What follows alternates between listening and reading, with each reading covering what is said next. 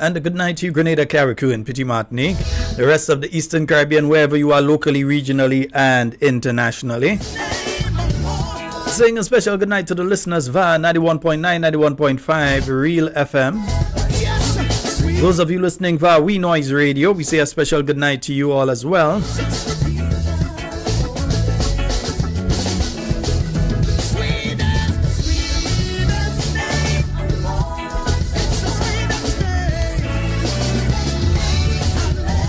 Our Canadian listeners, good night to you. The support group out there in New York, we say a special good night to you.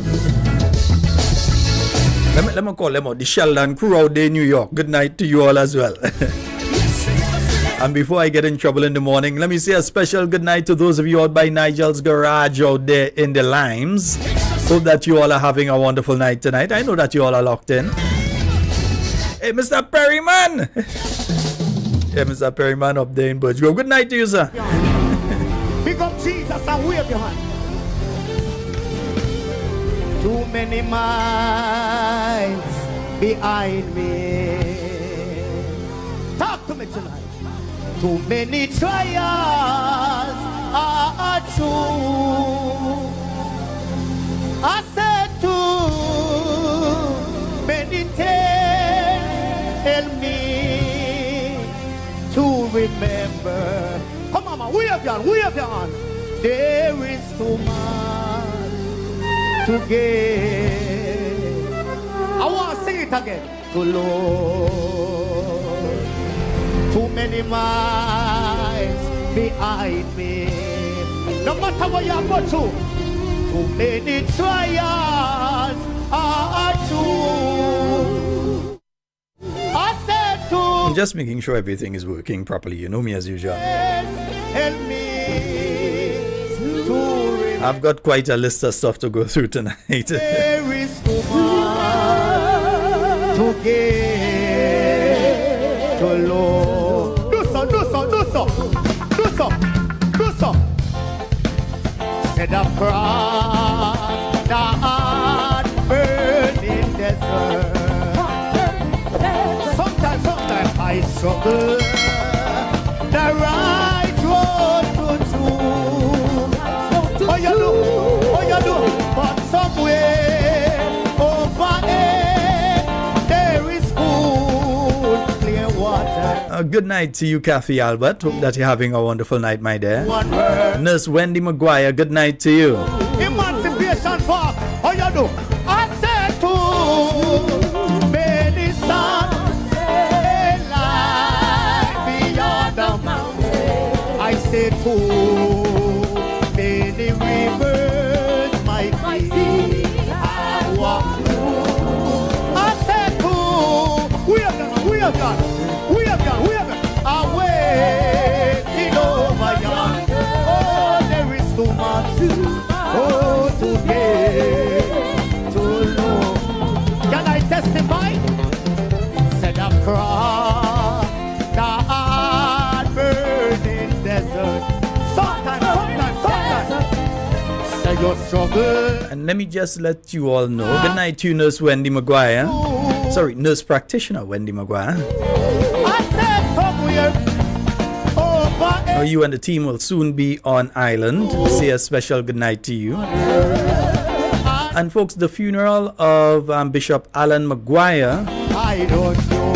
that will be taking place this Friday at the Grenville Pentecostal Lighthouse Church, starting from 2 p.m. Yeah. So that's the funeral of the late Bishop Alan Maguire.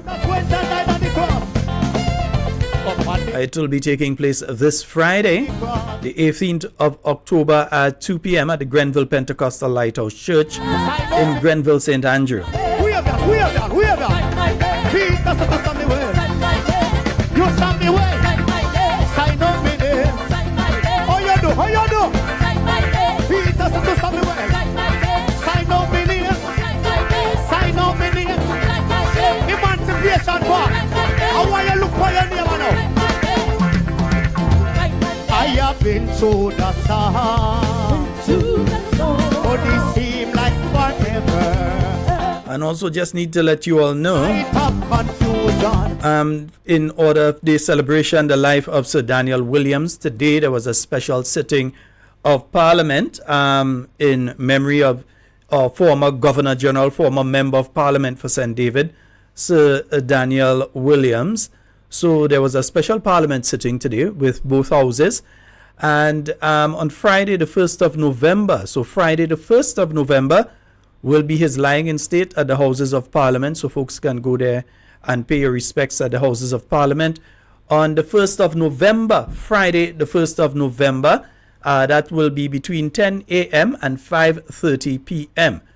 On Sunday, the 3rd of November, there will be tributes and vespers at the Cathedral of the Immaculate Conception starting at 3 p.m. And then on Monday, the 4th of November 2024, the funeral mass at the Church of the Immaculate Conception in St. David starting at 12:30 p.m. again.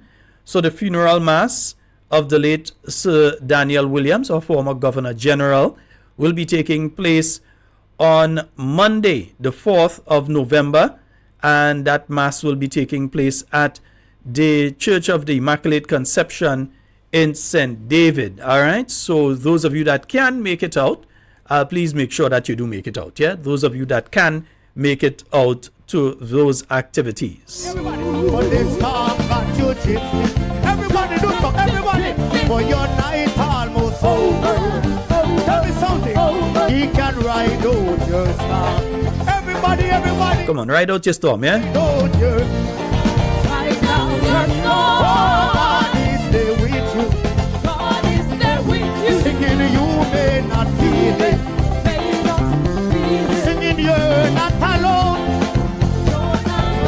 I say you're hurting now. For your morning is coming. People, you can hold on to Jesus. Oh, he can ride. You're ready to ride a storm, ride out your storm. Ride out your storm. What kind of storm? We beg you, Lord. Do so, do so, do so. We beg you, me Jesus. We beg you, me Jesus. Also, folks, remember it's coming up this weekend. Oh, God is there with you. It's the Oil Down and Old Talk. The New York New National Party chapter presents their Oil Down and Old Talk. Yeah, Alone. that's going to be taking place this Saturday, the October 19th, from 12 p.m. until, and it's taking place at 535 East 19th Street between Newkirk and Ditmas. Yeah, so that's taking place at 535 East 19th Street between Newkirk and Ditmas. For your You shit. know, there's always a solid bar. Everybody, everybody. Go on out and get your oil down. Only $30, yeah? Everybody do so, everybody. For your night almost over. Tell me something. He can ride out your storm. Everybody, everybody, say ride out your. Also remember this Saturday God is there with is the Carriacou Community Day you. between 11 a.m. and 5 p.m. That's behind John's Unique Resort there by Tropics. So various activities will be taking place there. I don't know who going up, yeah. For your mind. Yeah, because Saturday is a holiday, so those of you that can make it, you know, you're heading up to Carriacou. Oh, he can ride. Games, food, hampers, school supplies, clothes for persons in need, and, you know, a chance to meet with the New National Party team. You beg you, Lord. So that's going to be taking place this Saturday We beg you, me Jesus. in Carriacou Jesus. between 11 a.m. and 5 p.m. So those of you in Carriacou, those of you here in Grenada who want to go up, make a little turn, yeah. Make a little turn, man, yeah. Not feel it. Singing you're not alone. And also moving back to New York, the New National Party New York Support Group. For your morning is They present a town hall meeting, you can hold on to Jesus. and that's going to be taking place on the 27th of October 2024. Your storm. And the location, Elton Palace, 1130 Linwood Street, Brooklyn, New York. Eh? Mama, ride us, ride us. Let me give you that location again. Elton Palace, 1130 Linwood Street, Brooklyn, New York. We beg you, me Jesus. We beg you, me Jesus. And you have a heavy team heading up here, led by political leader Dr. the Right Honorable Keith Mitchell. And you're going to also have Honorable Kate Skeeter Lewis. You're going to have Honorable Emlyn Pierre, Honorable Peter David, Senator Norland Cox, and Senator Dwight Hosford. There's what we call a solid batting order, yeah? Nice. So again, that's taking place on the 27th of October. So those of you in New York, those of you in North America in general, some of you might want to go up, some of you might want to come down, some of you might want to come across, you know. So it's taking place at Elton Palace, 1130 Linwood Street, Brooklyn. And it starts at 5 p.m., yeah? Nice, yeah. So you tell you a solid batting order there. You see them? Yeah.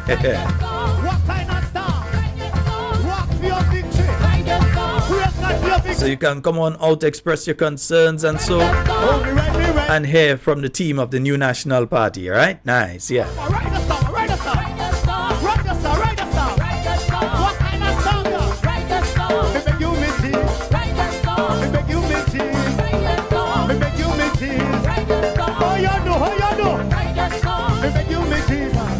Also, yeah, lots of activities, man. Lots of activities. The Carriacou and Pity Martinique Support Group. That's the New York New National Party.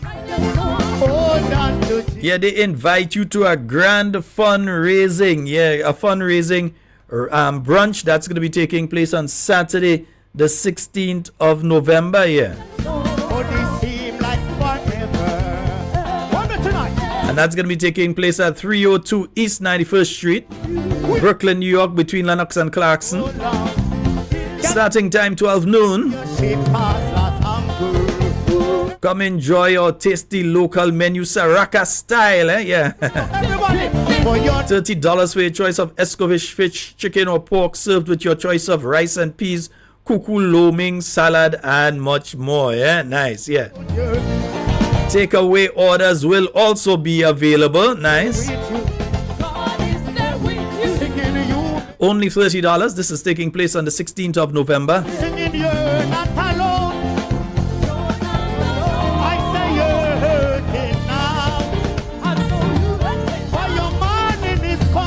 Yeah, making sure and let all you know everything that going on. Real things coming up here. Real things coming. Nice, right. You see what else we had there? Yeah, we have a next thing coming there, you know. Let me see if I can find that. Wait there. Right, nice. Yeah, I find it. This one, it ain't give me no trouble tonight. Yeah, I find it quick. Let me come that thing. As soon as I find you disappear again. Right, yeah, because we remember the bingo is coming up. Yeah, folks, the bingo. The bingo is coming up as well. Let me give you all a little, yeah, you had to see what's going on with the bingo. Nice, right. Let me see if I could bring that up here. Party invites all to its 40th anniversary fundraising bingo event, Sunday, October 27th from 5 p.m. at Victoria Park, Grenville. Over $100,000 in cash and prizes to be won. Imagine you can win a Suzuki Ignis hybrid car, $50,000 in cash, plus other fantastic prizes. Tickets are $60 for one or $100 for two. Free buses will be available island-wide. Don't miss it, or you might just see your neighbor driving a Suzuki Ignis. Sunday, October 27th, we're heading to Victoria Park in Grenville for the new National Party 40th Anniversary Fundraising Bingo. Yes, indeed, folks. So the fundraising bingo that's going to be taking place on, that's going to be 27th. Yes, the 27th as well. Yeah, right, nice. So the fundraising bingo, it's coming, the 40th Anniversary Fundraising Bingo. Looking forward to seeing you all there. Well, I might take a look at bus and thing and come up, but I know I'm going to be driving down. I'll win it, you know. I'll go win it here. I'll come in and take chance. Folks, the phone lines are open. You haven't gotten the chance really to speak much. Well, yesterday we had the interview that was done on the Grenada Broadcasting Network with Dr. Mitchell. And during last week, you didn't get as much time. So I wanted to give you all some of the time to be able to call tonight. Right, yes. So I wanted to give you all as much opportunity as possible to be able to call us tonight. So the phone lines are open, 440-7377 and 347-329-3101. So you have all the activities there and so on. But there's one major thing that I want you all to remember. Yeah, tomorrow we have to sing happy birthday to a very, very, very, very special lady who shall be attaining the age of 102. So tonight, via Talking Points, we say a very early happy birthday to Mrs. Muriel Mitchell, the mother of Dr. the Right Honorable Keith Mitchell. Yes, tomorrow is her birthday, 102. Yeah, that is a wonderful achievement. Yeah, so just want to send out birthday greetings, early birthday greetings to her on behalf of the Talking Points family. 440-7377 347-329-3101.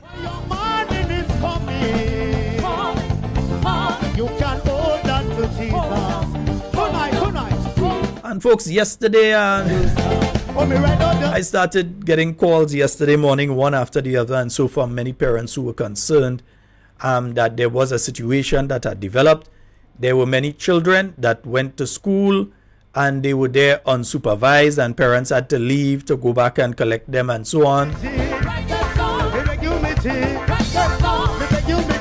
And some people were saying, yes, teachers, give them. Yeah, and some people were saying, oh, teachers, what? Some people say, not me, I ain't saying it. Teachers ungrateful and teachers wicked and them kind of thing, yeah. I ain't not saying that, no.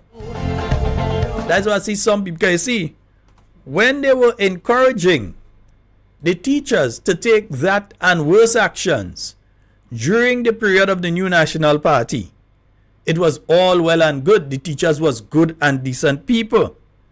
Yeah, they didn't have a problem with the teachers then. The teachers was good. Everything was okay. Now, simply because the shoe is on the other foot, and it is a situation that it is the NDC administration in office. They find teachers mustn't take protest action to know what is good for the goose is good for the gander. If they can do it during the period of the new National Party, there should be nothing stopping them from doing it during the period of the NDC. Especially if you are a serious trade unionist. The number one priority has to be your constituents.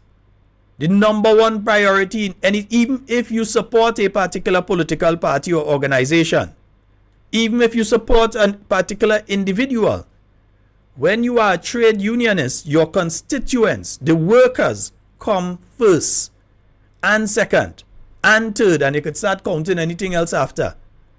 But the workers come first, second, and third when you are a trade unionist. So if they have decided, because and some people want to fault the teachers, but you know me, and when it comes to Judas and so, you know me. But can you really fault them considering what has happened? You came in September and you told them, okay, we understand that there has been some problems in relation to payments. There have been some problems. 1 or 2 all you, as they kind of put it, like 1 or 2 all you ain't get paid. Don't worry, we go sort that out by the next payment cycle. The next payment cycle come, they ain't get paid. And we're speaking of people who for several months were not paid. My only problem is that the union continues to talk about this without placing it in the context of the 12-month promise that was made by the Prime Minister himself to all contract workers. By the Prime Minister himself, who stated that contract work is illegal. By the Prime Minister who said that this can be solved by the stroke of a pen. So we are not supposed to be having any elongated discussions in relation to the issue at hand of people, the contract being renewed and they get bumped off the system and all sort of things. And folks, I hope you all realize, yes, people get bumped off the system and so. But the majority of these problems started when they implemented the bi-monthly payments. I don't know if the unions recognize that. But the majority of these problems were initiated when this government initiated the bi-monthly payments. And you know why? Because if you understand the software that is being used and the system that is being used, the electronic system that's being used by government for accounting, the accounting system, it has not taken into consideration, was not designed for bi-monthly payments. And we'll come back to that. We have a call online. Hello, good night. Good night, boss. Hi, good night. How are you doing? Jesus Christ. All right, you go ahead. When I get big as you, I want to hear plus as yours. Don't worry, man. You might be lucky, you never know. Hey, Mr. Perry, Yes, sir. yeah. Well, I know you did it. Yeah, as usual. I just got to say good night and keep on what you're doing. Don't worry them. I hear it. I hear they trying to close out Sister Jenny. They could fight up as much as they want. They can't do Jenny Simon nothing. Well, yeah, but I hear she said and don't worry them. They will try as much as they could, but they can't touch us. Let me tell you, if you see a crocodile floating in the river go anyway, leave the crocodile alone. You're sure right. You don't go in the water and go and try and pet the crocodile and try and push your hand in the mouth. You go get bite. You're sure right. So they better leave Jenny alone. Yeah, because she tell him she don't she had to go on the side of the road and with a P system and she will deal with them, man. Mm-hmm. Yeah, man. So all the best, man. Keep on telling us what is right. Okay, my brother. Thank you so very much, Mr. Perryman. Good night. All right. 440-7377. That's 440-7377 and 347-329-3101. Zandra, I get your message. Right, I'll be in contact. Nice, right. I see your message there. 440-7377 and 347-329-3101. And since it's the first time I'm on since Sunday's meeting, all your people have no behavior. But that wasn't a meeting that all you had on Sunday night. That was a rally. The sort of energy that I saw from you all up there in St. And I'm just sorry that I didn't actually get to go myself. Yeah? Maybe I had to make my arrangements and start to come on a Sunday. But I am so sorry that I didn't come out on Sunday because the energy was there. Yeah? So I want to congratulate each and every one of you that took the opportunity to go on up on Sunday to the St. Mary's RC School to show the strength of the new National Party, the vibrance of the new National Party. It was wonderful. Yeah, and I know that you all have some people right now, they're shaking in their sandals. No boots. They talk more boots on the ground. Right now, sandals on the ground. Boots. They're shaking. We've got a call online. Hello, good night. Good night. How are you? Hey, I'm quite fine. Yeah, I want to get straight to the point. Mm-hmm. We have some oil and gas.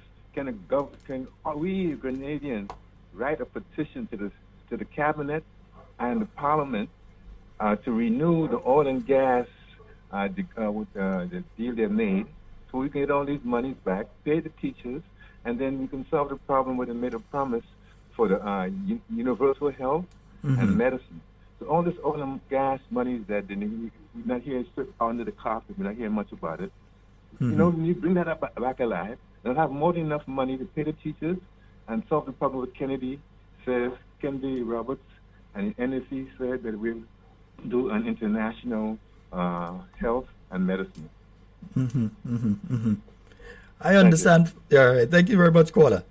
And believe me, I'm going to mention a little bit about oil and gas in a little while. Yeah, I have something to mention in relation to that. But, and we have another caller on the line. Hello, good evening. Good night, Sheldon. What's up? Hey, I'm good, man. How are you doing? Great, man. Just a little under the weather, in a kind of way, you know? Yeah, man. I understand how it goes sometimes. Yeah, you know, as we all getting old by. Yeah, I would like to, compliment the young lady who continue Amanda Japal. Yeah, it's so stunning, to be honest with you, my brother. I have to be honest with you. You keep listening. Like, if I was Dr. Mitchell, I would have said, well, what more I have to say again? You know, I mean, she took it all, and I compliment her. She is good. She is good, and I think she is taking the face of the NNP party, to be honest with you, you know. And that is beautiful, and I hope that the members of NNP keep pushing her. I think she's saying, I don't know if she wrote the speech or whoever wrote the speech. It was brilliantly done, you know. No, she does do she own thing, man. Honestly, She doing she you own know, thing. it's There's like, nobody writing for that. That's her doing her yeah, own and thing. you know what I really impressed about is not just the speech, right? I know he's a icon in that. Look at the body language she displays when she's speaking. Yeah, look at the body language, like she's speaking and how she, you know, is putting her hand and this is beautiful. To be honest with you, it's very, very nice, and you know, I hope they continue to support her and let her come forward. You know, you know, that's. I mean, I don't know. I don't really pay much of attention when Miss Emily Pear came on the scene, but she more like, you know, her in a sense, you know. But it's good. It's good. So I hope they keep supporting her to the forefront. You know. All right, my brother. More and more for her. I think a lot of people more excited and calling for her, you know, to come to the forefront. You know. Very nice. Yeah. All right, my brother. No problem. Thank you. Thanks. Yes, folks, 4407377. That's 440. I just realized I didn't send out a message in. 4407377 and 347-329-3101. Usually I send out a message to let people know the show is up by everybody there anyhow, but still, I just realized I didn't send out a message. Yeah, 4407377. 347-329-3101. Yes, remember you can call us as well on the WhatsApp. Yeah, I was speaking about the teachers earlier, because it seems as though when teachers strike, when teachers take industrial action, be it wearing t-shirts, be it deciding that, hey, I'm not well today, I can't go into the school, be it that they step outside during lunch, and when they take those actions during the new national party, you look at social media from back during that time, and you would see certain individuals encouraging them and pushing them to do that and more. And now that they have taken these actions under the NDC administration, all of a sudden, the same teacher, Jude, who they held up in high esteem, they calling him traitor and all kind of nastiness right now. I don't have to defend Jude. He does do a good enough job at defending himself. Yeah? The same teachers who they were encouraging, all of a sudden they are the worst things to say about them. Good night, caller. Go right ahead. You're live. Yeah, what the current say, speaking with the teachers, I find, I don't like what really going on here. With police, because I was saying, I'm going on for too long. I understand and how this party are rolling right now, doing things. They're doing things right, man. Time for them to give the teachers and them the funds. I don't like that, because yesterday I went down by elderly man, and one of the program worker, walking by the elderly man, and his son was on in a bus shed. He went to a small Presbyterian school, and he went down in a bus shed, just crying the whole time. And next friend had to come and tell him make it because his son crying, and that is right at all. No. That is right at all. And the thing is, the teachers will take an action at a point in time that they believe it will have the most effect. Yeah. So they did what they did yesterday, and any trade union that would their salt would operate in that manner. You do things when you think they will have the most effect. So they did it yesterday without announcing, because it would have an effect, and people would say, no, we can't allow this to happen. Pay the teachers. Yes, because I hear the saying that strike my ground for the week. Oh. I think they were out today. I am not sure if all the teachers have been paid now, because today was payday as far as I know. So I'm not sure if they received if they received the entire amount that they're supposed to get. But let's hope that they have. Yeah, because and the next thing I do yesterday, I had a friend she working with the elderly, and I heard she saying yesterday too, how much months now she don't get paid, but she get paid maybe for last month, but this month she don't get paid. She want to know if she might get back-to-back pay. And like, what are really going on in this country? And you see, that's the other thing, because outside of that individual, I've been hearing that the people that do the road patching, the road gangs, the guys that do the asphalt, Yeah. they have not been paid for an extended period of time too. In fact, when they got money, it was from some that they were owed before. So they have not been receiving their money, the asphalt gangs. And I'm And- glad you bring up that, sir. Mm-hmm. This evening, about after 6, minutes to 7, you had a gang right below by me in Chantinel. Below by me, me gap. We did some asphalt. Yeah. And one of the truck drivers telling them, well, we overtime big, man. I hear a worker saying, you're mad? All that long time we work in and no overtime. We just doing that because of the love for the work. Mm-hmm. Yeah, so I don't really know what's going on in this country. Yeah, they're having a serious problem in getting their money. Okay. They are owed a couple months, as far as I know, they're owed a couple months. They Okay, received okay. some, and then they owed some more. Okay. Yeah, and remember, these are people that it's not like people that have a big pile of money sit down somewhere. These are people that need their funds. So it's not people that sit down there and they have a pile of money and they could, if they don't get the money today, they could make it to next week. And so no, they need the money. Because I find that really thing. And next thing again, I hear they say they get some money for the burial Mm-hmm. and hurricane to give like Grenada citizens. Mm-hmm. Everybody appeals, but I hear certain people have gotten the money too, and those for the land, certain people are getting the money. And I hear they have to call you and they have to send the money on the account, and some of them they want to know how much money. If you have more than $10,000 on the account, like they're getting nothing. My friend, I know what you're getting at, because I've been hearing that as well. That when it came to the farmers that's supposed to be getting the assistance through government for losing the crops and so on, Yeah. that the bank was being called and the credit union was being called and checked to find out how much money they have inside there before giving them money, which I find to be one, out of place, fast, is none of the business. If you have money to give people because they've lost crops, it don't matter how much money they have in the bank. No. Give them the money. End of story. Yeah, I find so. And still, they ain't even give them the money one go. I hear they give them part, and then they're telling them they'll give them a next part. And I'm trying to understand why, because CRIF gave them all the money they had to get within 2 weeks. Yeah. Within 14 days, they got all the money from CRIF. So why do they have to be paying the farmers now a piece now and a piece after? Why they have to be doing that? Yeah, I'll Carriacou, and all. I well west up there. Mm-hmm. Yeah. So that was my pick with the teachers and with the bearers things. So have a good night. All right. Thank you very much, my brother. All Okay, right. Wonderful. have a good night. Yeah, that caller brought up some stuff there, yeah, because I tell you, I've been hearing, we've been speaking about the teachers. Yes, the teachers have been most vocal. They usually are. So the teachers have been most vocal and they have been out there.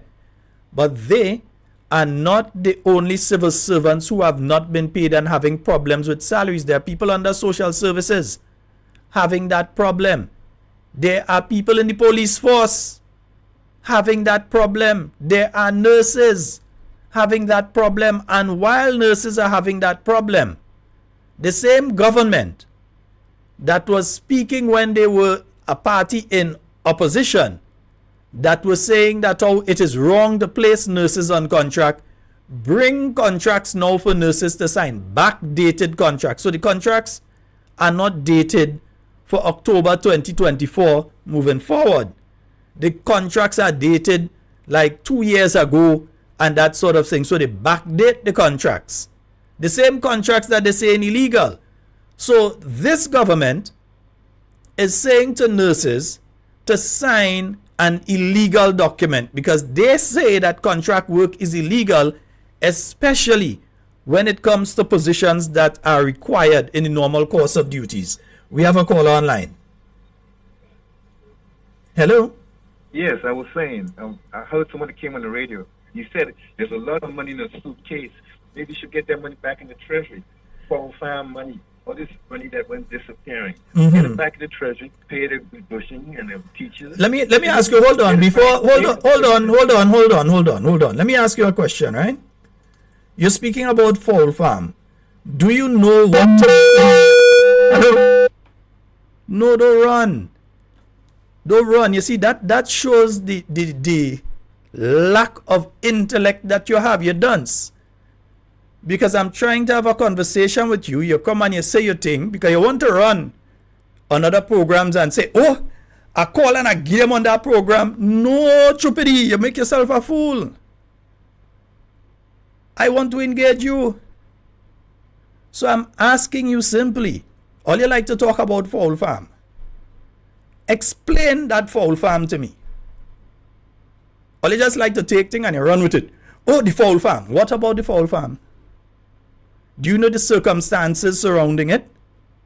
Do you know the different aspects of that? But you're running, oh, the fowl farm, and a suitcase of money. Stupidity. Yeah, anyway. 44073, don't call back here because I will shame you. 4407377 3473293101. That's the number for you to call and get on to the inside of tonight's program. 4407377. So yeah. So the situation with the teachers is not a singular one. It's not just the teachers. So you're coming now. Nurses having that problem. Teachers having that problem. Police officers having that problem. People in other ministries are having that problem. And again, it goes back to the fact that the existing system that is there for the accounts under government, that system was not put together. That system is not geared towards bi-monthly payments. And also, government operates a bit in this way. Money come in, money go out. So you have money that come in from taxes, let's say VAT payments and so, stamp tax, all these things. Money comes in and that's accounted for by a particular time. Now, when that money is accounted for on a monthly basis by a particular time, government would then proceed to do whatever payments it has to do by a particular date. Now, these things have been set. That's how the system operates from ever since. And it still operates in that way. But now, you have told the system, instead of making that payment once a month, that they have to make that payment twice a month. So you have increased the workload of the finance officers, for instance, in the Ministry of Education. The finance officers who gain the most abuse in the Ministry of Finance right now, in the Ministry of Education right now. You have doubled the workload on these people. Because what previously they had to do probably for 1 month, you are telling them that they have to do double that now. Have you increased the number of people in that department in the Ministry of Education in order to cater for the additional workload? But you're cussing them. Have you said to them that probably we need to change the system that is being used before we send these payments over to the Ministry of Finance to be paid? Because the Ministry of Finance isn't approving no payment. The Ministry of Finance is paying. That is all the Ministry of Finance doing. Take them out of this. When that reach over there, they are paying. So the fraud, the problem lies within the Ministry of Education. But you cannot simply go and say that people wicked and people vindictive and who vex and all kind of thing and attacking the workers there. Did you increase the staff within the Ministry of Education and the Finance Department? Did you provide them with new equipment? They are dealing with thousands of people. Did you change the system and say, well, okay, this accounting software, you need to use this accounting software instead because that accounting software is giving a problem when it comes to the bi-monthly. This will help you to do what you used to be able to do. You start putting together on the 1st and you complete somewhere around the 15th for submission, that now you only have 1 week to do instead of having to do it. Have you said to them that, oh, we are going to give you additional staff so you're going to be able to do that on time? But no, you're going back and cost them. And nobody is saying that some blame may have to pass somewhere. But the teachers need to be paid. The teachers have to be paid. You cannot expect them to go into the classroom to take all the time. And according to what you heard the President General of the Teachers Union saying, you had teachers, and I know that is a fact because I saw some of them going into Brighton and Miners and so on, getting the Bristol board with their own money, not school money, with their own money, going and getting the Bristol board and the markers and so to make the little stuff to nice up the classroom so that when the children go inside there, they have created the learning aids to place within the classrooms and so by utilizing their own funds. And then when come time for them to get paid, they can't get paid. That is unfair. It is unfair. So you try to put yourself into the position of one of the teachers and you understand when you come to them and you say, okay, all you won't get in the next 2 weeks.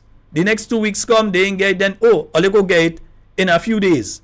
And next few days come, they ain't get, oh, all you gonna get by the end of the month. And keep sending the fool further on. So when they take the action that they take, you cannot be upset with them. If you want to be disappointed, no problem. But you cannot be upset with them because you for yourself wouldn't like it if it was happening to you. So you cannot be upset with them. Or you should not at least be upset with them for standing up for what they believe they have to stand up for. Yeah? But the same people that was cheering them on under the NNP, go on strike, go on strike, go on strike, go on strike. Do this, do that, do that. All of them calling them wicked now. All of a sudden, Jude is this and Jude is that now. Yeah? I still call him Judas Jude because he's still defending the government. Every time he talk, he giving one set of lash to the ministry and the workers in the ministry, and then, oh, and the prime minister wouldn't like that and the minister don't like that and this kind, and trying to protect his party. All well and good, but you have to focus on the workers first. At least that is how I see it. Yeah? 440, let me just make sure the lines are clear. 440-7377 and 347-329-3101. Those are the numbers for you to get on the inside. Good night to you, Camille Teresa Scott. I ain't hear you for a while. Yeah, Camille Teresa Scott. Not because I doesn't come in tongue again. I came in tongue today, but I realized the place closed. I ain't see you today. Yeah? So I did come in tongue today. I've been in tongue last week too, but I ended up getting a transport out of tongue. I didn't get a chance to come back on the terminal. Right? So Camille Teresa Scott, hope that you're having a wonderful night tonight. Patricia and Matthew out there, hope that you all are having a wonderful night as well tonight. 440-7377, 347-329-3101. Also, folks, I was listening to an interview. Unfortunately, the clips part of the system isn't working as well as I would like it to work tonight. It keeps cutting off every now and again. But I was listening to the Minister of Health on an interview yesterday. And, you know, I'm sort of concerned that the minister and his government isn't taking what has been happening to many people within the healthcare system seriously. When you give the impression that people are dying only because of their own misfortune, that people ain't do what they're supposed to do and that's why they die and so on, and totally absolving in all cases the healthcare system or the ministry, try to absolve them totally of all responsibility. Remember, they were supposed to have been conducting investigations right now into the deaths of some infants. They were supposed to be conducting investigations in relation to the deaths of the infants, but from the time they sent out the press release saying that they're doing that investigation, and the press release itself said that told the hospital, you're saying you're going to do an investigation to find out who is at fault, but you're already saying that the hospital isn't at fault. So what's the sense of the investigation? So when I hear the minister basically trying to say, well, okay, these people ain't checking on themselves, and they don't go in, and they don't doing this, and they don't doing that, and that is why this thing happening, I'm wondering, but you all are supposed to be listening to the people who are going through this, having some sort of empathy for them, and at least conducting a proper investigation. Yes, At the end of the day, the investigation could very well lead to the fact that it is not the fault of anybody within the healthcare system what happened to an individual. It may be that the individual was supposed to be on medication, they were not on medication. That they were supposed to have visits to their healthcare professional periodically and they didn't go. That they knew that they had a condition, they didn't take any sort of precaution with the condition, and that it ended up causing them to get worse and to die. It could be any of those situations. But at the same time, the only way you're going to know that is if you conduct a proper investigation. You don't know that just by saying, well, it's not us. You know that by doing a proper investigation, so that at the end of the day, you will know that, hey, this happened because of 1, 2, 3. We need to correct within the system 1, 2, 3. Yeah? And then you hear that they're going to Mount Sinai, and Mount Sinai has signed an agreement. Someone sent something there.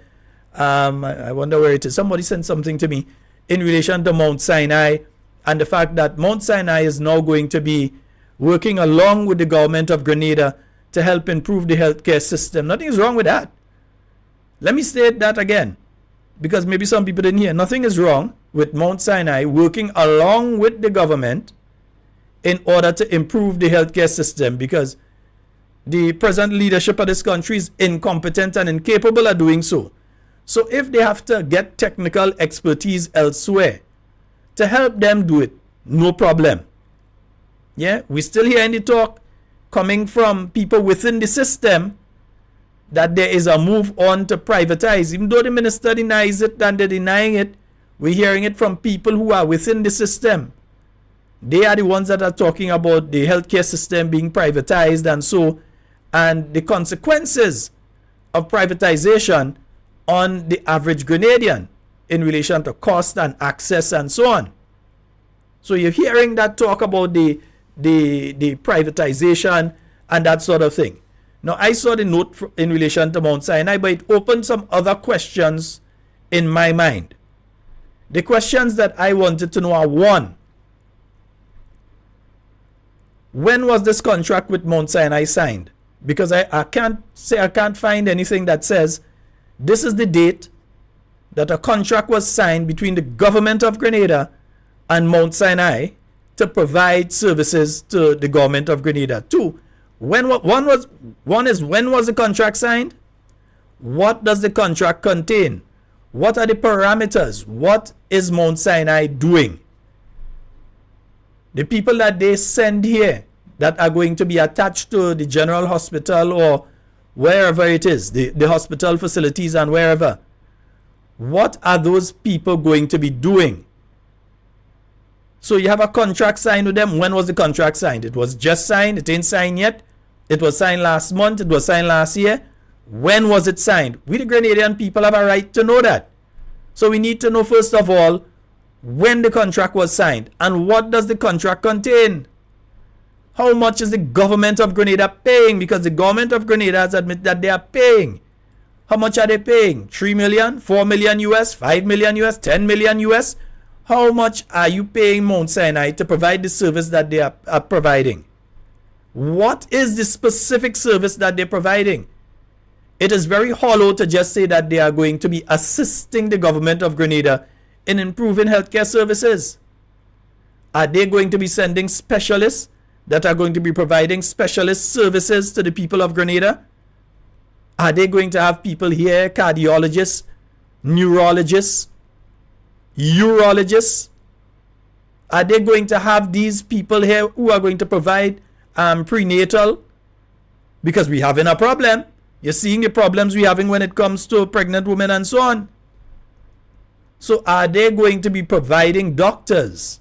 Are they going to be providing equipment? Are they going to be providing guidance and directives? What specifically is Mount Sinai going to be providing to the Ministry of Health and the people of Grenada? Nothing is wrong with engaging them. Let me say it again. I do not believe anything is wrong with engaging them in order to help. But we need to find out what is the cost involved in this. You can't just say, well, you have an agreement with them, they're coming in. Then what happens in the absence, in the vacuum of proper information that says Mount Sinai is coming, this is what they're doing? What has been happening over the weekend where you see people putting up posts and all kind of thing about, well, government sell the hospital for Mount Sinai and all. That is what happens because you're trying to be secretive in relation to this. And when you're trying to be secretive in relation to this, it says to us that there are things there that you do not want us to know.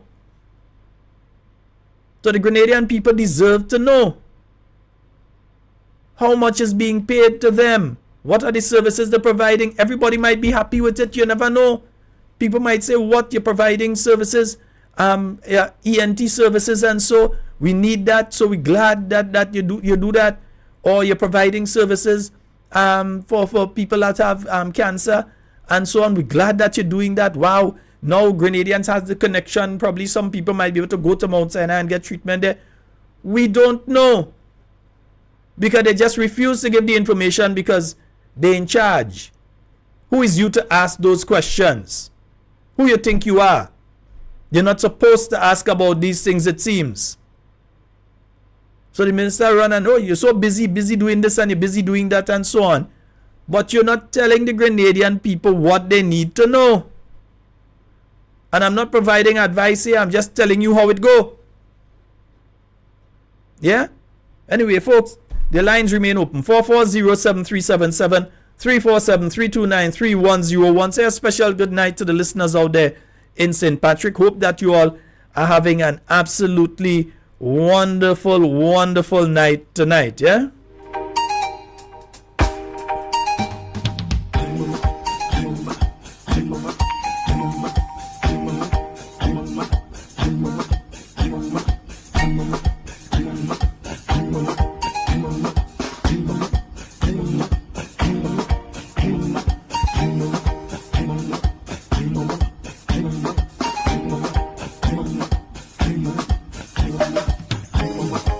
So I'm seeing here some persons in daycare under social development have been promoted, received appointment letters, and are yet to get their increase in salaries.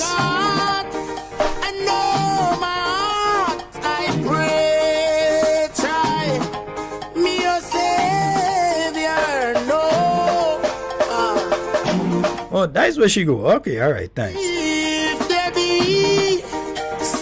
Can me pull a move on me, boy?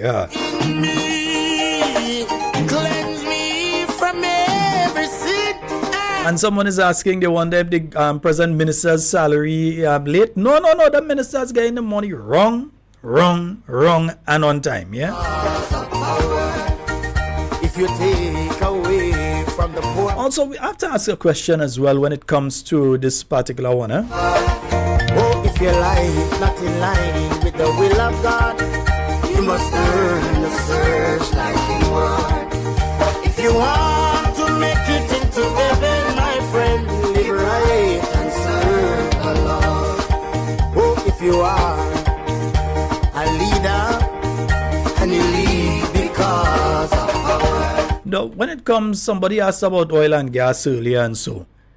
And it's very interesting, you know, because when it comes to the issue of oil and gas, I recognize that the Prime Minister in his sojourn through Nigeria not only visited the oil refinery, but that the owners of the oil refinery were saying that they want to buy Grenada's oil and gas.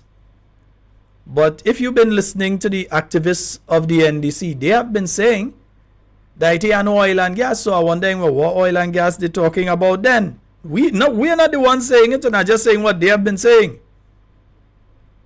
So now he has visited the refinery and they have the intention, they say, of purchasing Grenada's oil and gas. And they keep, another thing too, they keep talking about Grenada's Prime Minister as the chairman of CARICOM. Like if there is some kind of special thing that doesn't change every 6 months, because come December, he's no longer the chairman of CARICOM and we nearly finished. Well, look, we are the middle point of October already. We are the midpoint of October. Right? So it means you have just this November, December, he's out as CARICOM chairman. But they touting this thing like if it's some kind of special thing, like he run for that and win or some kind of thing. CARICOM chairman is rotating. It rotates usually alphabetically, but due to the situation with Haiti and so on, one or two countries, sometimes they skip. But it rotates alphabetically. So you have different people who, I think the next person to hold the portfolio, if I remember correctly, is supposed to be Barbados. I believe Miss Mia Motley is supposed to be the incoming CARICOM chairperson also.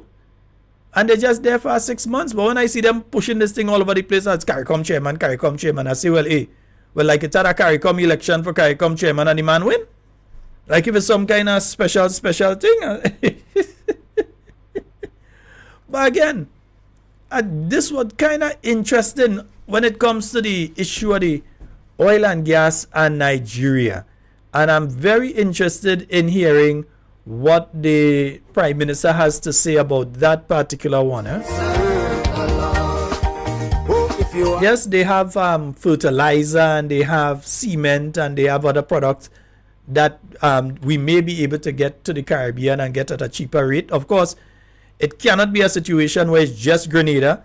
It has to be a regional approach. They're not going to send a vessel over with just oil for Grenada alone and start to send for Grenada alone, and so no. There has to be a regional approach in relation to the entire thing. But I'm very interested in hearing what they have to say. Seriously. If you are a leader and you lead because of power, if you take away from the poor man and you lead them just to... So yes, again, when it comes to what is taking place with the Ministry of Health, we have a call online. Hello, good night. Yes, good evening, Brother Sheldon. Hey, good evening, sir. How are you? Pretty good, thanks. I'm all right. All right, you go right ahead, Pastor. Yeah, listen, I have a concern. I really have a concern, and that concern is with regards to the houses. You see, Brother Sheldon, it appears to me that this government, our government, they are not listening to nobody. They are not listening to anybody's criticism or concern, and they always think that when you talk, you're throwing pebbles in the rice. You know, it's not that, gentlemen. You all have to understand that the world is not governed by one man only. Is a division, is a set of persons coming together in different territory and giving the advices and putting in the 2 pence and getting things to work in a positive way. Now, I understand that, or we know that the insurance money that this government received, it was money for the recovery of the people of our country. Carriacou and Martinique. Now, I would understand, anybody would understand that the money should be properly taken care of and put in the right place, maybe in the consolidated fund and all that. But the government's supposed to have enough resources to manage or to start or to kick the ball, you know, to get the people of Grenada who are affected by burial, to put them in a relative better position, you know, or a good position, right? And that's the reason why our country, our previous government had signed on to the CRIF insurance. Now, I am learning, right? It's alleged that Grenada is earmarked for 200 houses. I'm talking about mainland Grenada. 200 houses to be built at the north, right? And 27 on a sister island. Now, how can this, if that is really true, how can this be, how these people really working on the max? How they really, haven't Carriacou and Martinique impacted the worst, you know? Yes, we understand that a lot of the produce and so on went down in Grenada, mainland. But think about the people. Now Carriacou has to get the water to survive, because the roofs have to be placed back on the houses, right? The cisterns have to be purged out and repaired and so on. so then the people could continue living the life that they used to live before, right? Now, I'm even learning that the contractors who are supposed to build the houses have to start out with their own financing, right? Now, I think this is out of place. That is, I mean, it's good if the contractor has the money that they could start to kick the ball and get things running. But some of these contractors don't have money. They're broke. So why don't the government, why don't Andy, right, all that money that he has from the coffers of the government, right, give the people the money and let them start to build the thing in a serious way, right? So I believe that we really have to get up. These people and them have to wake up and smell the coffee and understand that these people that they're dealing with poor and vulnerable persons. So they need to get up and get the iron hot and beat up and so on and get people's life back together. Now, the teachers, all right? I really don't. You see, I personally, I don't like strikes. I don't like strikes, But here it is again. The Minister of Education is having an interviewer sitting in a meeting, bashing the Minister of Finance. They're putting the blame on the minister. You see, teamwork is not just like that. You have to put your shoulders to the wheel. You see, they are not taking note of our past government, right? We had our challenges. The government had the challenges, but they really manage. They manage. And look, when they were demonstrating under the NNP government, it was not for salaries, it was for the 4%. Yeah? If you could remember, it was for the 4%, not the salary. Right? And they beat drum, they beat bottle and buckets and all of that. But look at today. You see, what goes around comes around. These people need to go back to school. Or, a matter of fact, they never started school. They need to go to school and learn how to manage an administration. Lots more, but too much, not enough time. Have a good night, brother. All right. Thank you very much, Pastor. Yes, indeed. 440-7377 and 347-329-3101. Those are the numbers for you to call and get on to the inside of tonight's program. And I was just going through. Hey, St. Lucia, good night to you. My St. Lucian, my Barbadian, my Trinidadian, my Kititian, all of the listeners from the different islands, Anguilla, wherever you are, we say a special good night to each and every one of you. And I was just going through some of the comments there especially in relation to the healthcare system and the possibility of privatization, which again the government is saying no, they're not privatizing, and it's not that, and they ain't doing that, and they're not going to privatize and that sort of thing. And you're hearing from people within the system that, hey, it looked like they're going to privatize us. You're hearing it from them. Yeah? 440-7377, it's your opportunity to call. 440-7377 and 347-329-3101. And I just need to get the information here for this week's meeting. Yeah, so Thursday's meeting is going to be taking place. That's the zonal meeting. Will be taking place at the Bonaire Government School. So that's taking place this Thursday, the 17th, from 6:30 p.m. And up to bat, Dr. the Right Honorable Keith Mitchell, Honorable Emlyn Pierre, Honorable Dr. Clarice Modest, and Mr. Alvin Dabrio. All right, so that's the team up there at the Bonaire Government School. That is taking place this Thursday. And yes, Dr. Mitchell will be there, Honorable Emlyn Pierre, Dr. Clarice Modest, and Mr. Alvin Dabrio. All will be there this Thursday, sorry, not Sunday. We have a call online. Hello, good night. Hello, good night. Hello. Caller, we answered you. Low the volume in the background. Hello. Okay, yeah. I received the thing there. Hello.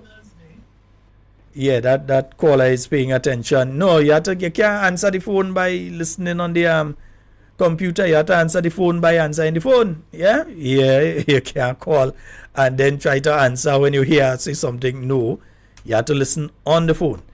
All right, nice. Right, let's see if we can get through with this one. Hello, good night. Hello. Hi, good night. Hey, Sheldon. Hi. You're live. Go right ahead. All right. The other day, last week, I spoke to you and I forget to mention Dr. Kit Mitchell as one of Grenada great leaders, besides Gary. Mm-hmm. So I don't want him to feel I didn't care. So I'm calling to say I apologize. Isn't And you good? see, this government never ever believe anything they said, because they're telling lies. They tell more lies more than Christopher Columbus. And Mount Sinai Hospital is a very great hospital. So if Grenada is involved with them, we can expect very good things from them. Right? Yes, my dear.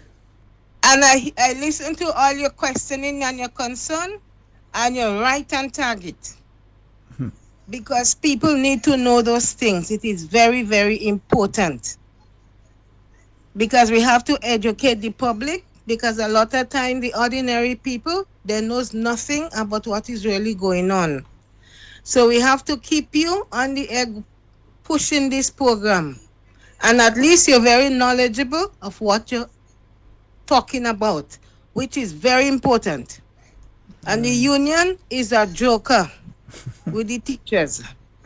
Yeah, the union is supposed to work on the teachers' behalf, not to the government. Yeah, that's who you have to fight for. You have to fight for your workers. The workers are the ones that you're representing, not a government. At all. Because when I was working, we had a union. The union don't have to represent us, not the company we work for, no one else but us. So this union and home is a joke. Anyway, you guys take it easy down there. All right, my dear. Thank you. And have a good night. All right. Thank you so very much. All right, caller. Okay, bye-bye. All right. Yes, indeed. 4407377 and 34732933101. Folks, we have not completed yet for that family in Simoon. Keep your donations towards the family coming in. You don't find, yes, if you find Dr. Dubois, whatever it is, you can give it to Dr. Dubois. 405-6111. Yeah, we want to make sure that we could at least do a roof, or at least whatever it is that we can do for them. Let us do something and let us do it proper. We cannot forget them. Yeah? So the family in Simoon, they still need your assistance. And folks, you know, as on that, I wonder where did I put that? As on that, there's an individual who, when we spoke of the situation and they heard the family in Simoon, and we're speaking here of the family that both daughters and the mother was sent home, that the hurricane destroyed the home and they couldn't even get a tarpaulin, yeah, and that the mother still waiting on the money from the faith program up to now, and then they're telling them, check, no, government has not paid, so the faith program cannot pay, right? So with all of that being the situation, we had a situation where one individual contacted me. They contacted me because, as I said, I'm just going to be the conduit. I'll put you in contact with them and you could provide whatever assistance it is you want directly to the family. When it comes to the money part to help do the construction, and so we're trying to channel that through, well, Nurse Wendy Ann McGuire, Kathy Albert out there in New York, and here in Grenada through Dr. Julie Dubois. So we have these three people who are trying and working along with the MP for the area, the Honorable Kate Skeeter Lewis, and making sure that everything is put together so that something can be done properly for the family. There still are other needs. Remember, the 9-year-old autistic child, he's now 10, he had a birthday the other day, so he's now 10, has been taken off of the seed program. His name has been removed. He's not suddenly good, and there's not a situation where he's no longer autistic. He is still autistic. He's still autistic. And yet still, he has been taken off of the seed program. His father is not alive. His mother is unemployed. Their house has just been destroyed by the hurricane. And you have taken him off of the seed program. Somebody like that, for you to be giving them more assistance. With that situation, you take the assistance away from them.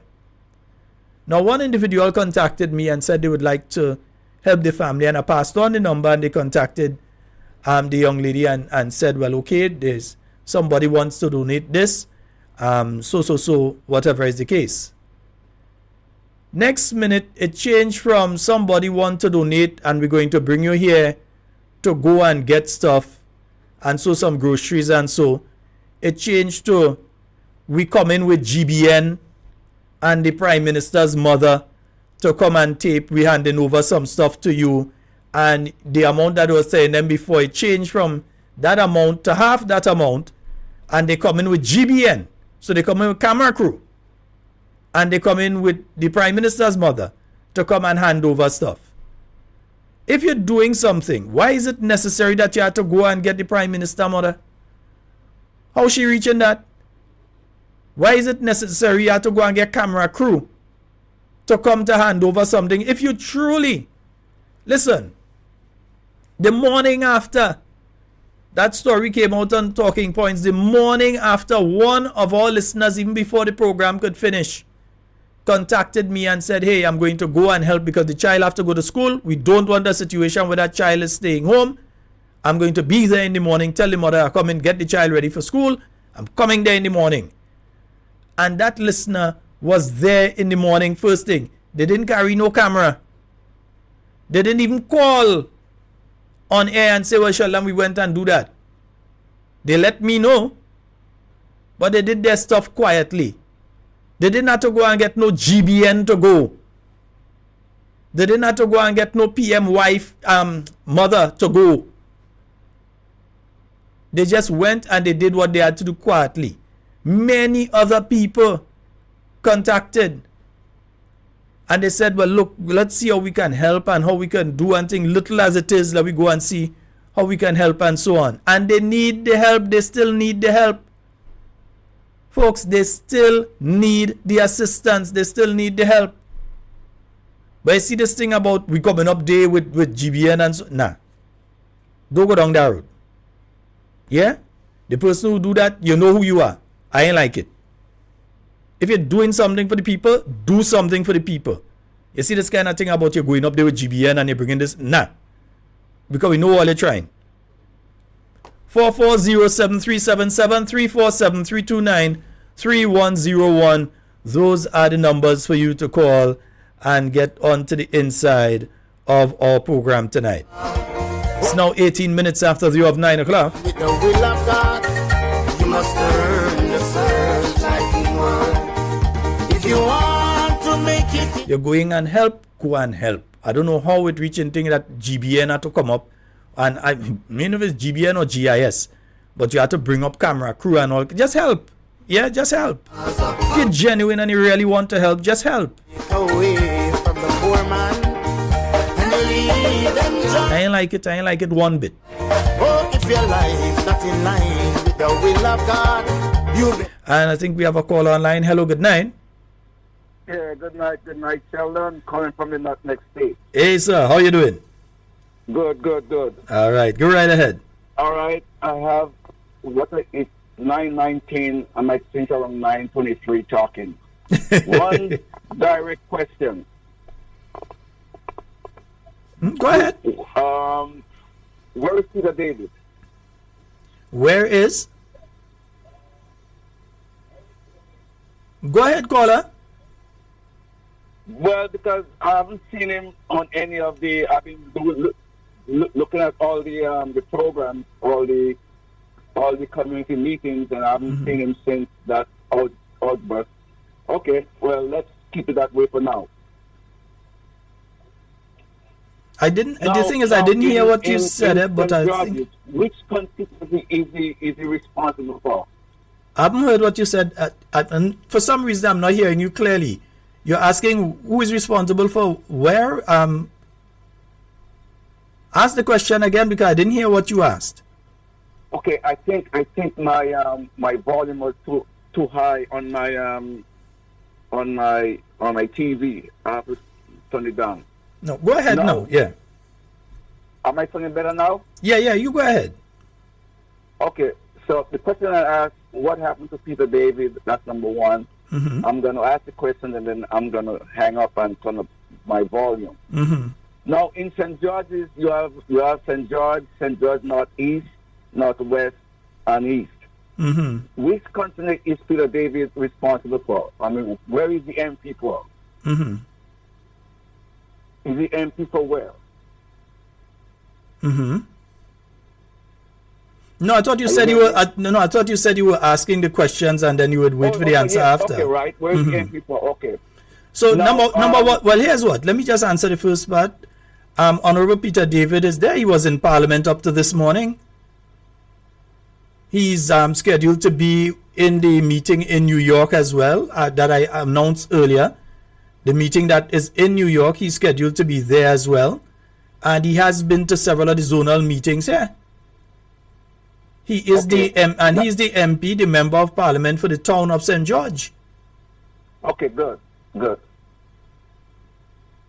ahead, yeah. Yeah, that was I'm watching your mouth on TV. That's why I'm kind of getting mixed up. Okay, I wouldn't watch you on TV no more. Okay, so now that's 4 seats: St. George Northeast, St. George Northwest, and St. George Southeast. Let's say, for argument's sake, Dr. Keith and Brother Peter David are solid winners. I don't trust this guy with that CBI and this 25% of Nigerians that are becoming citizens. They are just selling and becoming Grenadian citizens. And I don't know how much that these seats won by. I know it's not a lot. They didn't win by thousands. Okay? So if they have 1,000, I mean, look at the numbers. 5,000 in 3 months, 4 months. If these people could spread out in St. George's alone, just in St. George's, Northeast, East, and West, that's 4 seats that there isn't enough Grenadians who register to vote to compete with these Nigerians.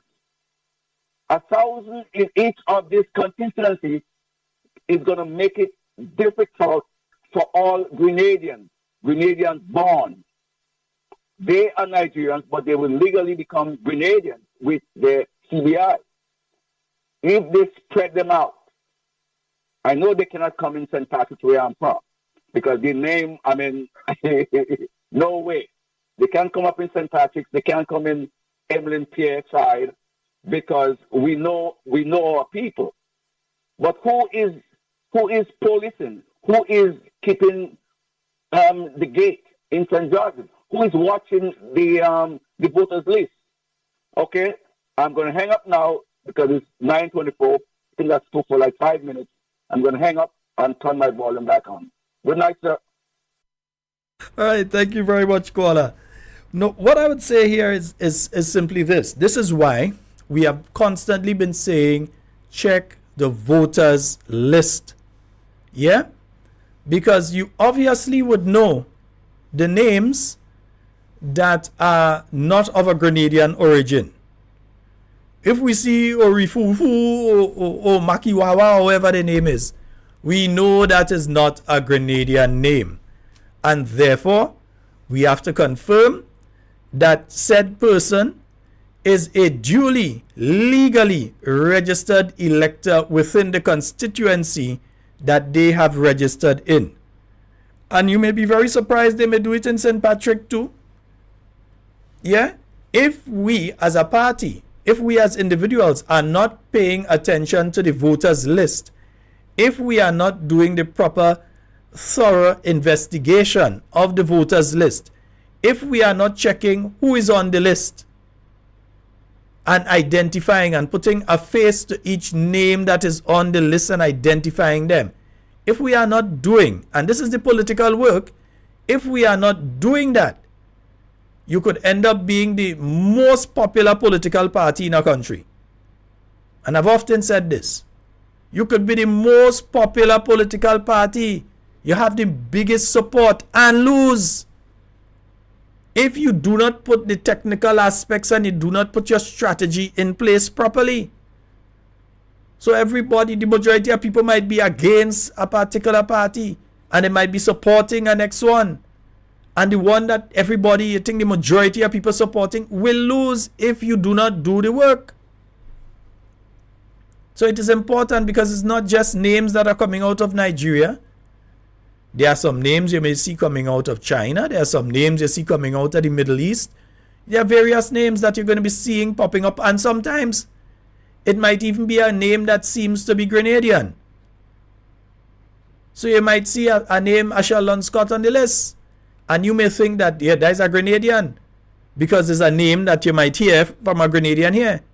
Only to investigate further and realize that, hey, yes, that is that person's name, but they're not a Grenadian. They were not properly registered. They did not meet the qualifying criteria to be registered. And their name has to be challenged on the list. So it is important for each of us, and that is being said, especially by the presentations that you hear from Senator the Honorable Dwight Hosford at the various fora. He has been one of the people that has been carrying that message to pay attention to the voters list. There are various aspects of the voters list and the law surrounding the voters list that, in my view, are being breached. You're supposed to be living in a constituency continuously for 12 months before you are registered there. So you cannot get Grenadian citizenship through CBI, pass in Grenada for 2 weeks and register as an elector. That is illegal. But they're going to get away with it if we don't identify who has been doing that and who these people are. You're a Grenadian citizen, you just come every now and again. Not that you're out of the country for years, but every year you just come, different things like that, and that is all well and okay with that. But you've been out of the country for the last 8-9 years. You just pass back in Grenada and you come and you register in a constituency that you're not even from, you have no ties to there, you just come and you register in a constituency.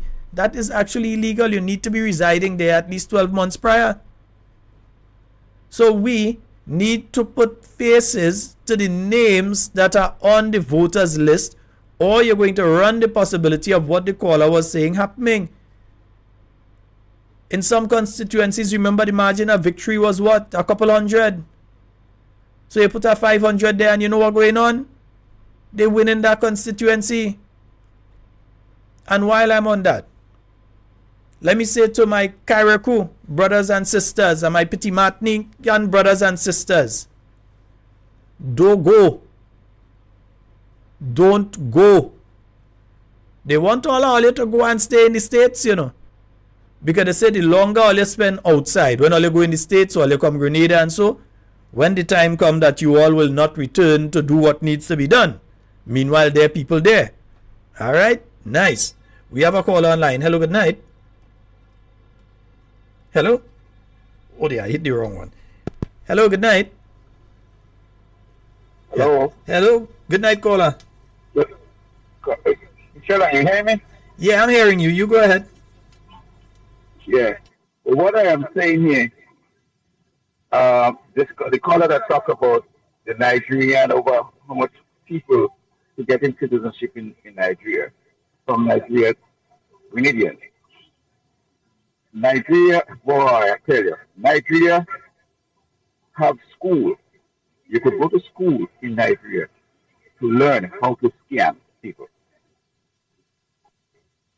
That's how it is. Nigeria, this part of Africa, Nigeria, that is scam capital in the world. Nigeria. Hello? Yeah, I'm listening to you, call. I just muted my mic so folks would hear you better. But go right ahead. Yeah, I think I hear you. I hear you back and forth. I go have and call back because I don't hear you people too. Okay, no, I think probably you're hearing the delay. Yeah, so just remember when you're on the phone line, just speak to me directly because we were hearing you, and you were speaking about some. Yeah, a lot of the scams do originate in West Africa, Nigeria, and Ghana. A lot of the folks that have been scamming people out of their money right here in Grenada, those are the territories that they're coming from. If you're having discussions with those people in those places, I hope that is one of the things that you're discussing, because I wouldn't doubt that at least $1 million has gone for the year so far to some of these scammers in these places. And the scams take place in various ways. You have the ones that call, well, they used to call before and say that you win something and send your banking information and so, and then all your money in your bank account gone. Or they send and they say, well, they have some money for you, you won in the Samsung, this or the that or the other, and you have to send some money to them to get some money. And again, now they have this thing, they're doing like they're running online universities and all sort of things. And you go and you apply and they get your credit card information, they clean out your account. The moment you put in your information, they're cleaning out your account. They don't have no, and some of them, they're putting them on Facebook and so to look as though it's the government of Grenada and so, all of these things, scams. They have the romance scams one, the African ladies that come on and they start to talk with you on social media, whether it's Instagram or Facebook or so, and they bring you over on TikTok or wherever. Next thing you know, they're calling you on WhatsApp and to all back and forth and so, and then all of a sudden is they need money for this or they need money for that and that kind of thing.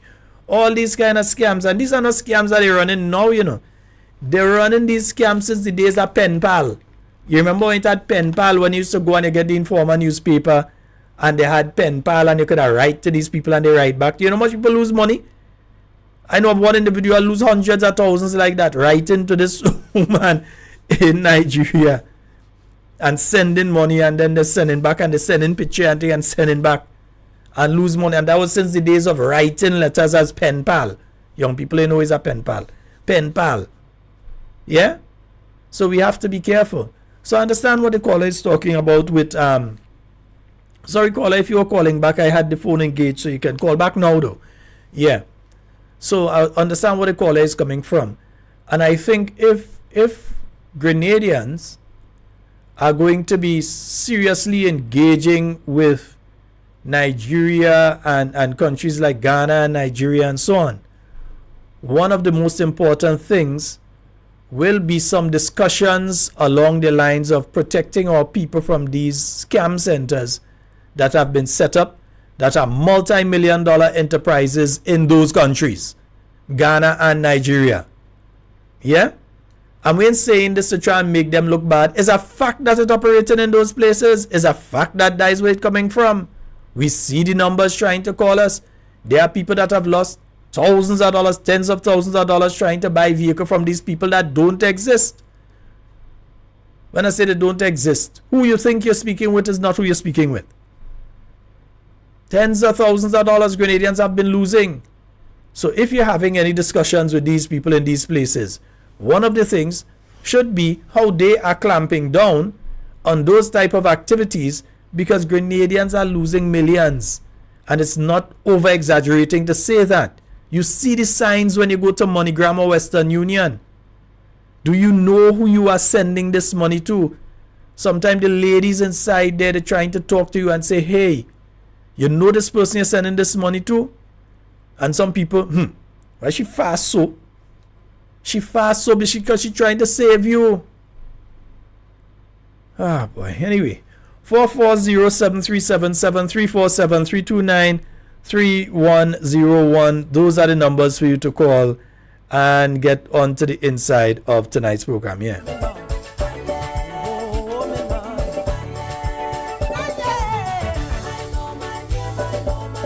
One rule I typically work with when it comes to these things: once it seems too good to be true, it is. Call and tell me I win no money and this and that. Yeah?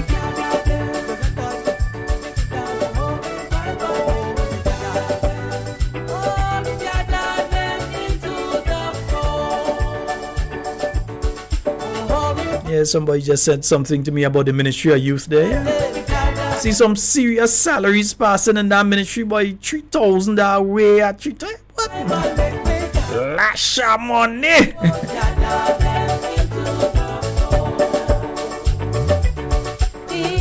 So, folks, just to let you all know, yes, we're having our program as normal tomorrow night, but then on Thursday night, we will be broadcasting that meeting in Bonaire, God's willing.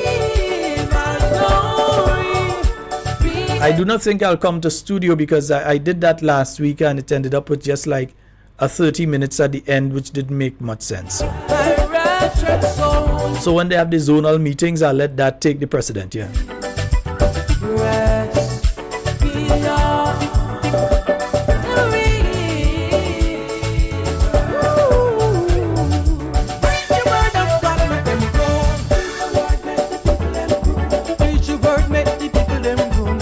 And someone is suggesting that the clause be placed in the CBI where the recipients would not be able to vote until 5 years residing on the island. I'm not too sure the constitutionality. Once somebody has gained Grenadian citizenship, I am not too sure on the constitutionality of being able to do that. But it is definitely something that can be looked at because I know previously they were not able to, yeah? And then I think somebody was a CBI challenged it. So.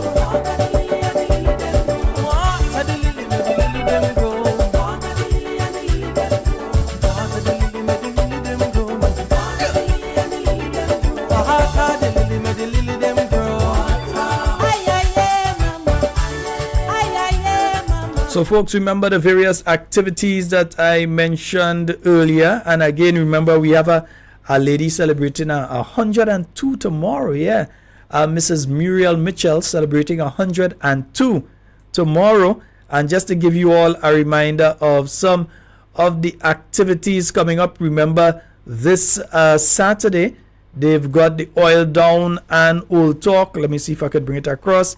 Right, yeah, so you've got the Oil Down and Old Talk. That's going to be taking place this Saturday and from 12 noon until. So that's at 535 East 19th Street between Newkirk and Ditmas, and $30 solid bar. And that's the New National Party New York Support Group.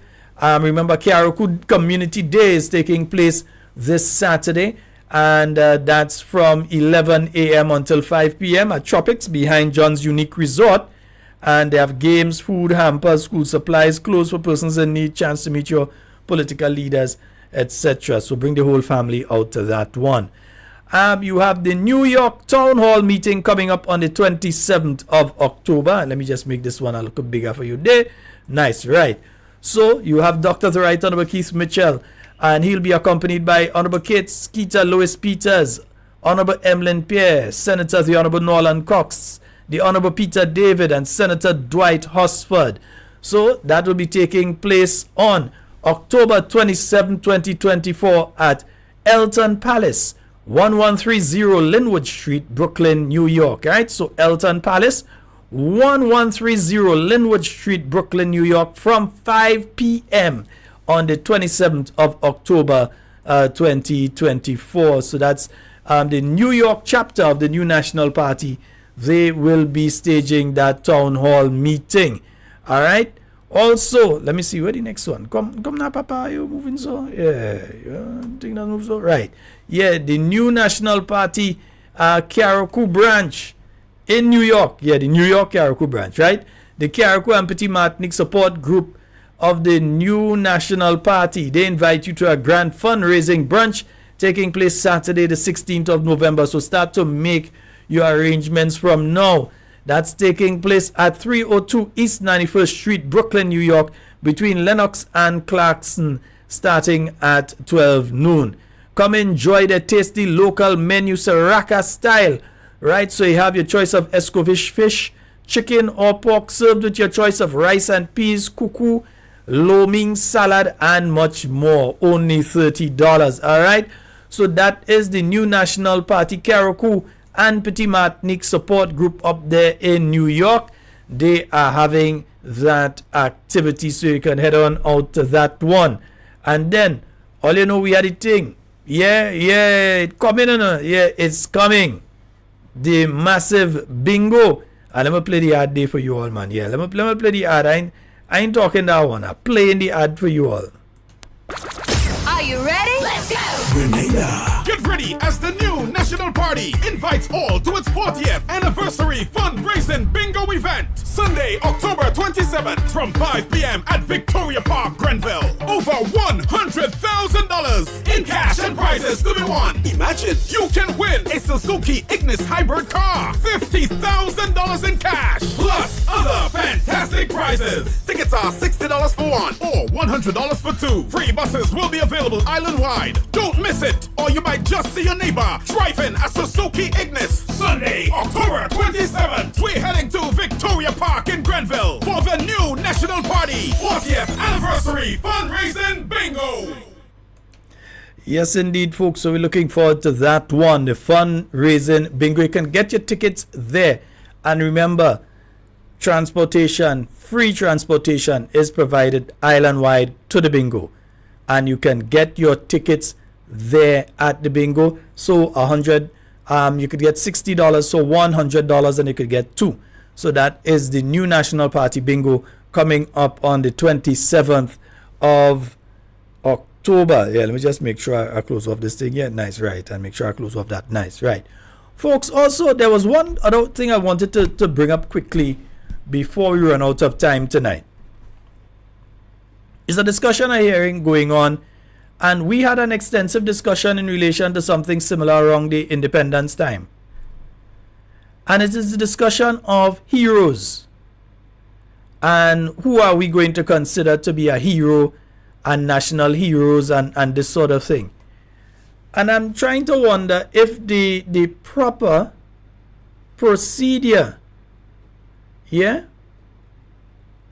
I'm wondering if the proper procedure is taking place in relation to the selection of national heroes, because even by placing it on the day that you place it, you're already basically telling us who you want as your national heroes.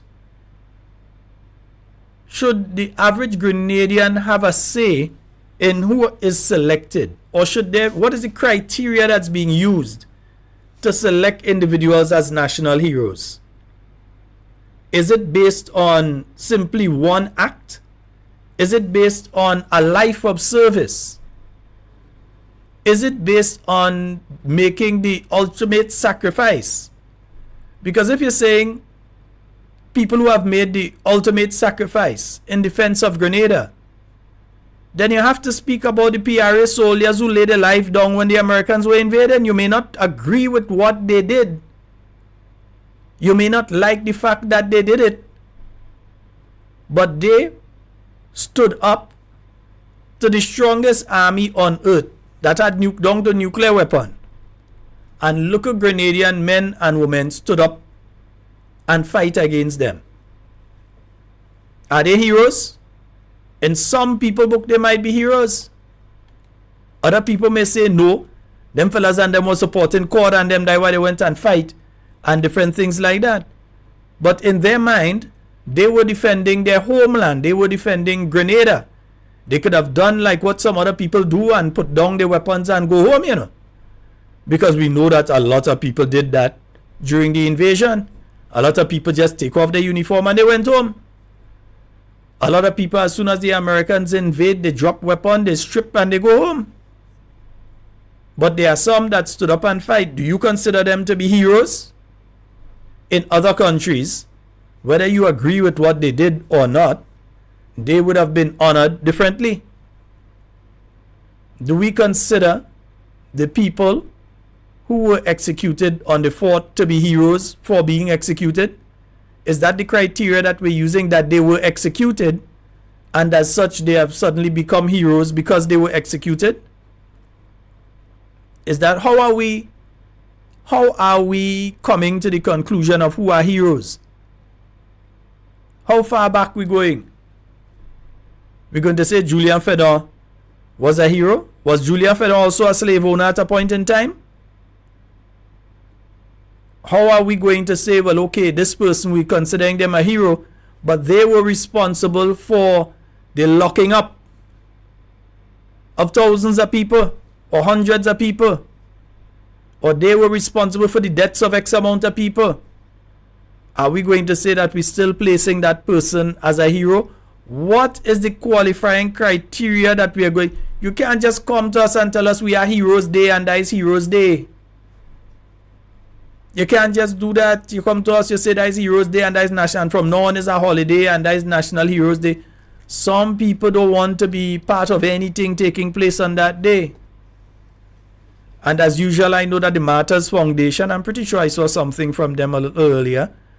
The Martyrs Foundation, who have been doing this for roughly about 40 years now, they are going to be having their activity, the Maurice Bishop and October 19th, 1983 Martyrs Foundation, Family and Friends.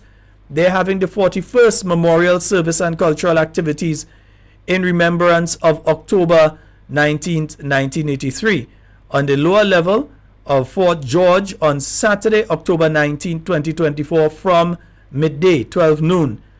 And so that is taking place on the lower level of Fort George, and it's taking place this Saturday from midday. That's the Maurice Bishop and October 19, 1983 Martyrs Foundation, Families and Friends. They're having the 41st Memorial Service and Cultural Activities in remembrance of October 19th, 1983. All right, so those of you that can make it to that one and want to head out to that one, yeah, try and head on out to that activity. But again, you can't just come to us and decide like that. What is the criteria? That's the main thing. I heard people talk about the pregnant woman in St. Mark that swam out and saved the young lady, the young girl, right? That's a hero, but is she a national hero that you're going to emulate and you're going to say, well, okay, we're going to put a monument to this person, a statue to this person? Is she at that level? The guys who jump in the water when the bus went over the Carriacou a couple of years ago, and they were able to jump into the water and save the lives of several people. Are we considering them as heroes, national heroes? Are we going to consider that for the valiant act? Are we going to say, yes, these are the heroes? How are they coming up with the heroes? Because you have a lot of people, you have the good, you have the bad, you have the ugly. Yeah? How are they going to go through this? I hear that they're announcing, and I know that there is a law in place to this, I think dating back 2007, I think it was updated after. I'm trying to remember what year it was updated. But there's a law in relation to this. You don't just select, you have to have a committee that's named and gazetted and so on. So number one, the committee that's making the selection, they're specific as to who should be on the committee, like what they should represent, and so that committee has to be gazetted. All of that has to be put in place.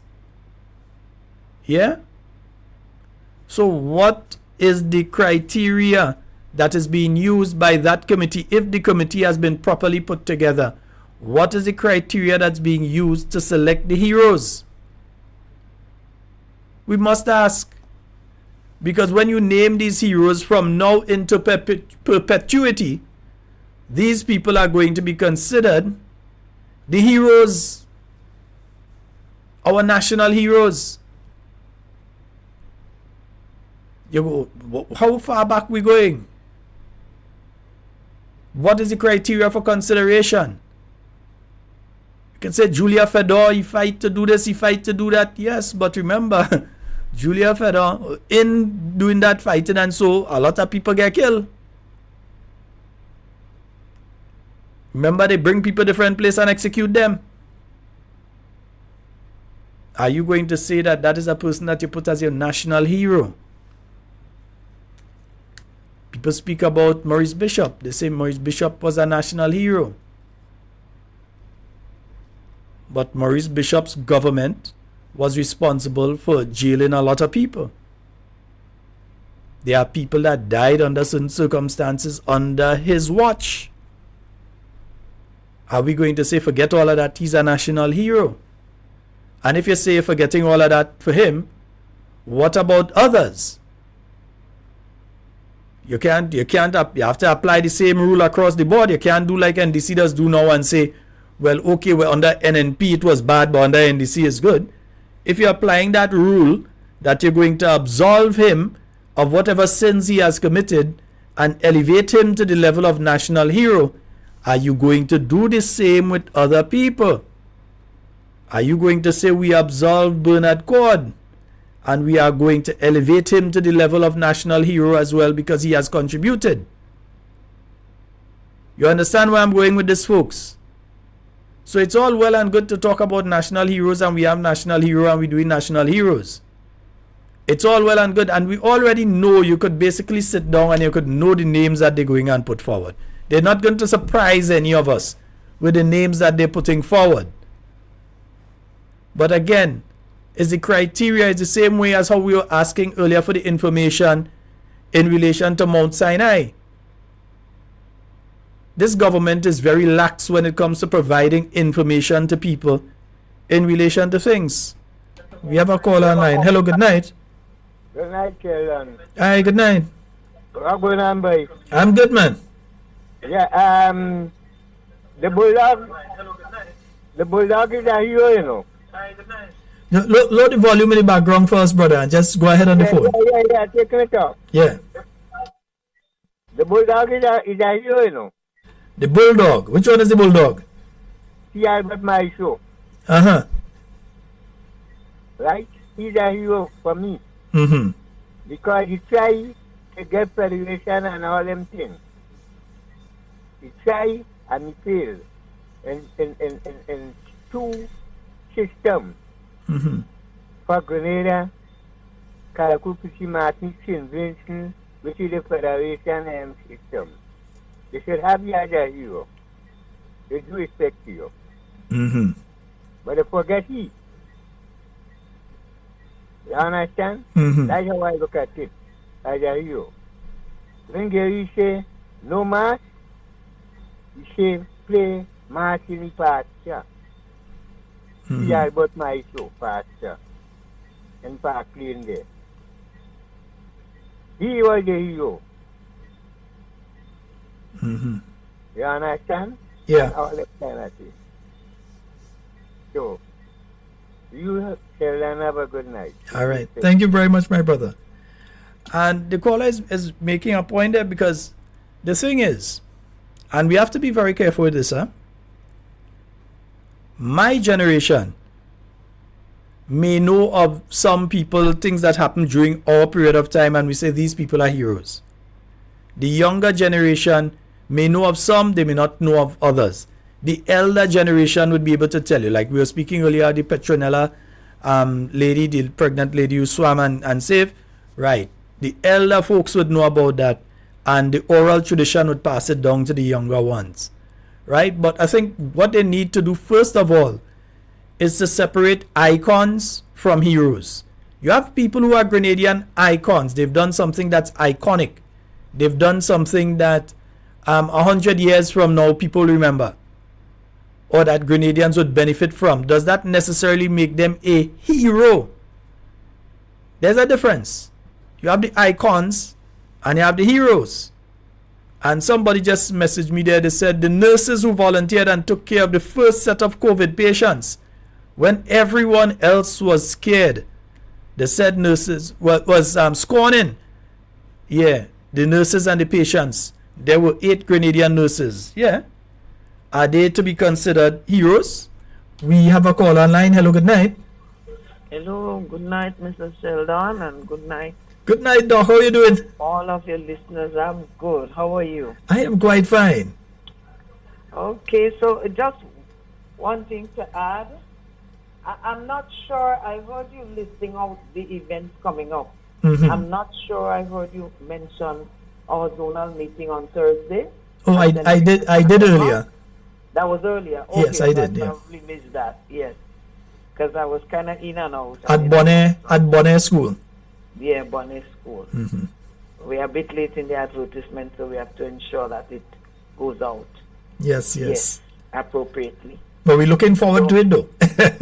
We are looking forward to it, and I must say that these meetings have taken on a life of their own. Even persons from areas that you're not really expecting them to come. Everybody just wants to be there, and the reception has been so great. It is amazing how this thing has blossomed into a serious kind of meeting, and we didn't expect it to take those proportions, but it seems to be me that the people are leading us and giving us a message, and they're also giving us a mandate in a certain way. So we have to keep that. Dr. Modest, we have to honor that. Yes. Back after 2008, when the new National Party started up its series of meetings around the island, remember the Caravan of Hope? Oh, yeah. But the Caravan of Hope, people started coming out and so on, but you didn't have this amount of energy this early. No, it's a different. Yes, a different vibe. One wonders when is it going to peak? Afraid. What happens then?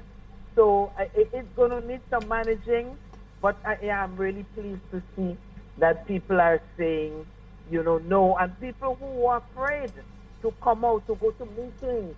Can you believe that? In our country, people are scared to go to meetings because their job is on the line. They're getting messages that if they go to meetings, that they could lose their job and so on. And people are coming out now and they're saying, we're not afraid anymore. Enough of this muzzling of our people. And they're coming out. So, good night to Grenada. Keep up the momentum.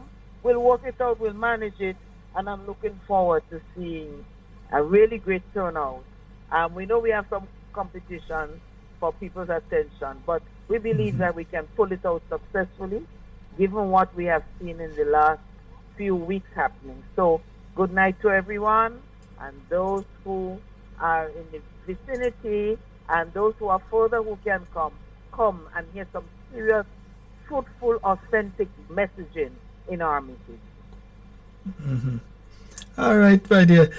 I want to thank you so very much, Dr. Modest, for giving us a call and again, personally inviting us up to Bonnet. Thank you. Good All night. right. Thank you. All right.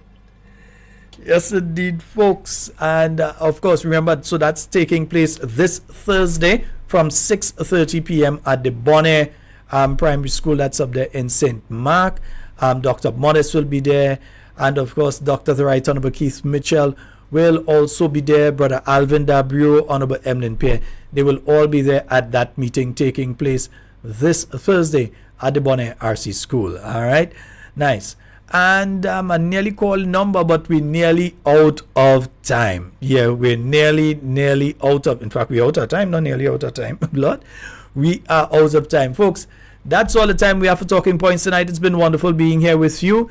In everything you say and do it safe and secure. I want to be speaking to and with you, and definitely not about you. And remember, folks, let me get this thing straight.